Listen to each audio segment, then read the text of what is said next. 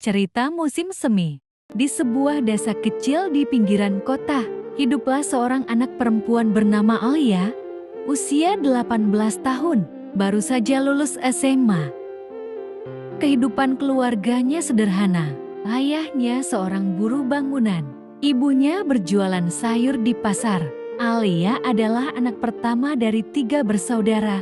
Sejak kecil, Alia punya kebiasaan unik.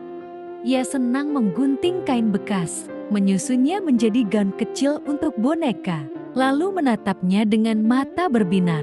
Ibunya sering tersenyum, anak ini tangannya dingin, ada bakat. Tapi di balik senyum itu, sang ibu menyimpan rasa cemas. Bagaimana mungkin anaknya bisa meraih mimpi di tengah keterbatasan? Ketika lulus SMA, teman-temannya banyak yang melanjutkan kuliah. Sementara Alia harus menghadapi kenyataan, keluarganya tidak mampu membiayai kuliah desain di kota besar. Namun, Alia tak ingin menyerah. Ia berkata pada ibunya, "Bu, aku akan jadi desainer, entah bagaimana caranya.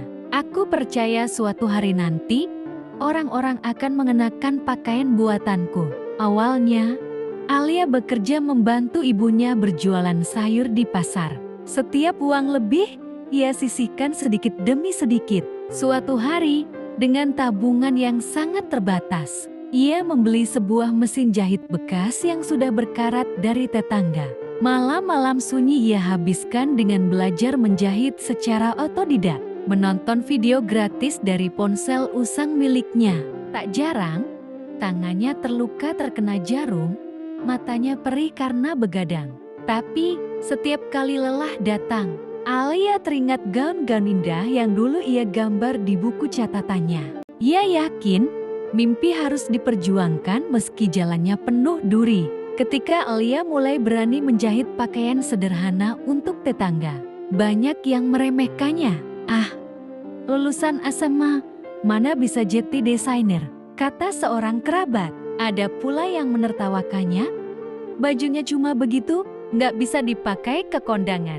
Hati Alia sering tersayat, tapi ia belajar menutup telinga. Baginya, cemoohan adalah cambuk, bukan penghalang. Dengan penuh kesabaran, ia menerima pesanan kecil-kecilan. Kebaya sederhana, seragam anak sekolah, hingga pakaian tidur.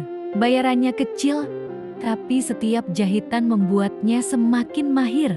Suatu sore, Alia sedang mengantarkan pesanan kebaya sederhana ke seorang pelanggan di kota. Tak disangka, kebaya itu dipakai dalam sebuah acara keluarga besar, di mana hadir seorang pemilik butik bernama Mar Anggrani, seorang desainer senior. Mar memperhatikan detail kebaya itu. Meski sederhana, ada sentuhan unik pada bordirannya. Ia pun bertanya, siapa yang membuat ini? Ketika tahu nama Alia, Mar merasa penasaran. Beberapa hari kemudian, Mar menghubungi Alia. "Nak, aku lihat kamu punya bakat. Mau nggak kamu magang di butikku?" Alia hampir tak percaya. Baginya, itu seperti pintu surga yang terbuka. Ia menerima tawaran itu, meski harus menempuh perjalanan jauh setiap hari dengan ongkos pas-pasan. Di butik, Alia belajar banyak hal yang tak pernah ia dapatkan di sekolah. Cara memilih kain berkualitas, teknik potong pola yang presisi, hingga seni memadukan warna. Ia juga belajar tentang dunia mode yang penuh persaingan. Tentu tidak mudah. Ada rekan magang lain yang lulusan sekolah mode bergengsi.